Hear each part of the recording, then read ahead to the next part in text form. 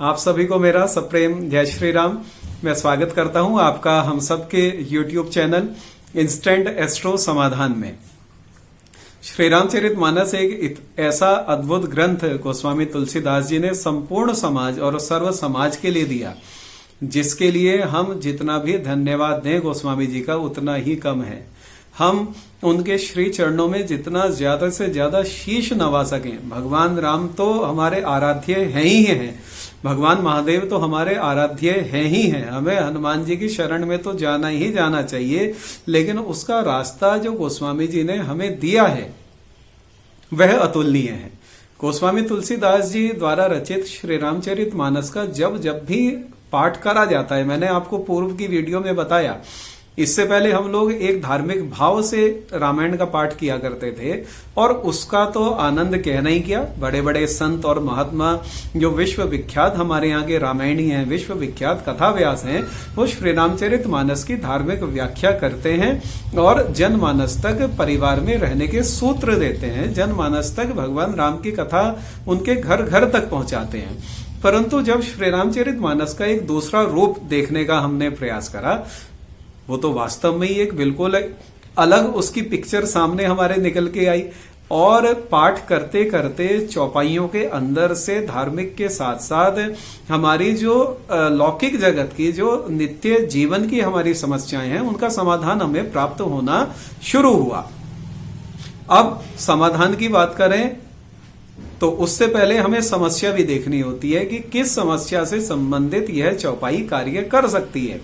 आप यदि इस वीडियो को या इस चैनल से संबंधित वीडियो को पहली बार देख रहे हैं तो मेरा आपसे रिक्वेस्ट है, आप हमारी पूर्व की वीडियोस को भी देखें और इस चैनल को ज्यादा से ज्यादा लाइक करें, शेयर करें, सब्सक्राइब करें, क्योंकि श्री रामचरितमानस का यह अद्भुत स्वरूप कम से कम मानव जाति के प्रत्येक व्यक्ति के कार्य में आना चाहिए, उनके लिए यह लाभदायक सिद्ध होना चाहिए। श्री रामचरितमानस की यह चौपाई किसी धर्म विशेष से संबंधित नहीं है। आप मेरे बहुत से लोग ऐसे हैं जो दूसरे धर्म को मानने वाले हैं, क्योंकि ऐसा बिल्कुल भी नहीं है। यदि समस्या हमारे साथ है तो हम श्री रामचरितमानस की चौपाई का पाठ ना करें। अरे भाई, यदि हम बीमार हैं, हम डॉक्टर के पास जाते हैं, डॉक्टर हमें दवाई देता है। अब हम ये थोड़ी ना देखते हैं कि इस फैक्ट्री का मालिक कोई उस धर्म का है या इस धर्म का है। यह दवाई जिस मशीन पर बनी होगी उस मशीन पर कोई उस धर्म का व्यक्ति था या मेरे धर्म का व्यक्ति था। हमारा उद्देश्य रहता है कि हम दवाई को खाएं और हम अपनी समस्या से पार हो जाएं। तो उसी प्रकार से यह जो चौपाइयां हैं यह किसी धर्म विशेष से संबंध ना रखते हुए यह संपूर्ण मानव जाति के कल्याणार्थ है। तो आज जो हम मुख्य बिंदु लेकर आए हैं वह मुख्य बिंदु है क्रोध। क्रोध एक ऐसी अग्नि है जो अग्नि व्यक्ति को स्वयं तो जलाती है, लेकिन उसके साथ साथ पूरे परिवार का भी सर्वनाश कर देती है।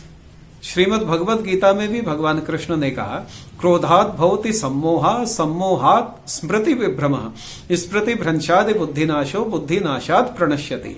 व्यक्ति के सर्वनाश का जो प्रारंभ होता है वह क्रोध से होता है। हम लोग बिना सोचे समझे किसी बात पर क्रोध कर देते हैं, या हमारे अंदर ऐसी भावना होती है कि हम किसी दूसरे को सुनना ही नहीं चाहते।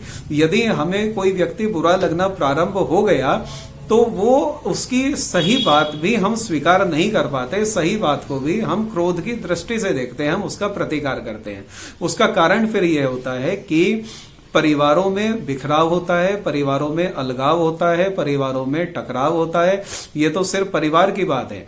यदि आप अपने कार्यक्षेत्र में हैं, यदि आप कोई व्यापार करते हैं, व्यापार आप करेंगे, व्यापार में आपको अपने जो जिनसे आपका बिजनेस चलता है किसी वजह से पेमेंट में डिले हो गया, किसी वजह से और कोई समस्या सामने आ गई, तो आपने क्या करा, आपने क्रोध कर दिया। तो क्रोध करने से जो हमारे व्यापार की भी स्थितियां हैं वो भी प्रतिकूल हो सकती हैं। तो हमारा चाहे व्यापार हो, हमारे पारिवारिक संबंध हो, हम किसी नौकरी में हो, उन सब को यदि हमें अपने क्रोध की अग्नि से बचाना है तो हमें श्री रामचरितमानस की शरण में आना होगा।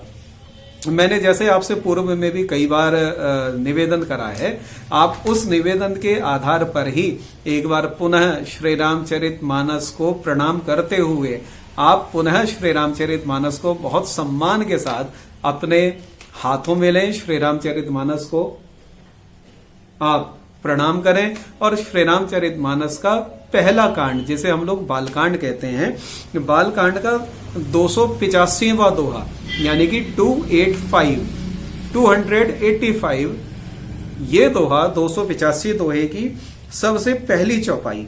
जय रघुवंश बनज बन भानु, गहन दनुज कुल दहन कृसानु। जय सुर विप्र धेनु हितकारी, जय मद मोह कोह भ्रमहारी। इस चौपाई को मैं एक बार रिपीट कर देता हूं। जय रघुवंश बनज बन भानु, गहन दनुज कुल दहन कृसानु। जय सुर विप्र धेनु हितकारी, जय मद मोह कोह भ्रमहारी। इस चौपाई का मैं आपको अर्थ भी बताता हूं। हे रघुकुल रूपी कमल वन के सूर्य, हे राक्षसों के कुल रूपी घने जंगल को जलाने वाले अग्नि, आपकी जय हो। हे देवता ब्राह्मण और गौ का हित करने वाले, आपकी जय हो। हे मद मोह क्रोध और भ्रम को हरने वाले, आपकी जय हो। इस दोनों चौपाइयों के संयुक्त पाठ से हम परमपिता परमेश्वर से, हम प्रभु श्री रामचंद्र जी महाराज से यह प्रार्थना करते हैं कि हमारा जो क्रोध है वह क्रोध दूर हो और आप इसके निश्चित रूप से चमत्कारी परिणाम देखेंगे। प्रारंभ में आपको 40 दिन का संकल्प लेना है। 40 दिन के संकल्प में आप, जैसा मैं पहले भी बता चुका हूं, आपको 40 दिन तक तो 1 माला, 3 माला, 6 माला अथवा 9 माला नित्य प्रति करने का संकल्प लेना होगा। प्रथम दिन आप जितनी माला करेंगे आपको 40 दिन तक तो उतनी ही माला करनी होगी, उतनी ही संख्या में करनी होगी और 40 दिन के बाद फिर आप अपनी सुविधानुसार उन मालाओं को या तो आप 1 माला रोज करें या 3 माला रोज करें, वो आप अपनी सुविधानुसार और अपने समय अनुसार आप वो संकल्प ले सकते हैं। आप जब इन चौपाई का पाठ करेंगे, पाठ करते समय अपने सामने किसी चांदी के छोटे से पात्र में, चाहे वो कटोरी हो या गिलास हो, उसमें आप जल भर लें, उसमें थोड़ा सा गंगा जल डाल दें, उसमें एक तुलसी दल आप डाल दें और उसके बाद उस पाठ को करें। पाठ करने के बाद उस जल को आप पी जाएं, या यदि परिवार में सब लोग जानते हो कि हाँ हम सब लोग आपस में क्रोध से परेशान हैं, तो वह जल आप किसी अन्य को भी पिला सकते हैं। परिवार के सभी सदस्य उस जल का पान कर सकते हैं, क्योंकि हम लोग कोई टोटका और जादू नहीं कर रहे हैं, हम लोग कोई काला जादू नहीं कर रहे हैं। ये भगवान राम की सात्विक आराधना है और इस सात्विक आराधना के माध्यम से हम प्रभु से प्रार्थना करते हैं कि हमारा क्रोध दूर हो, हमारे परिवार में प्रेम का संचार हो और हम लोग एक आदर्श परिवार स्थापित कर सके। इस भाव के साथ आप इस चौपाई का पाठ करें, आपको निश्चित रूप से मनोनुकूल परिणाम प्राप्त होंगे। आप सभी के लिए बहुत बहुत मंगल कामनाएं। जय जय श्री सीताराम।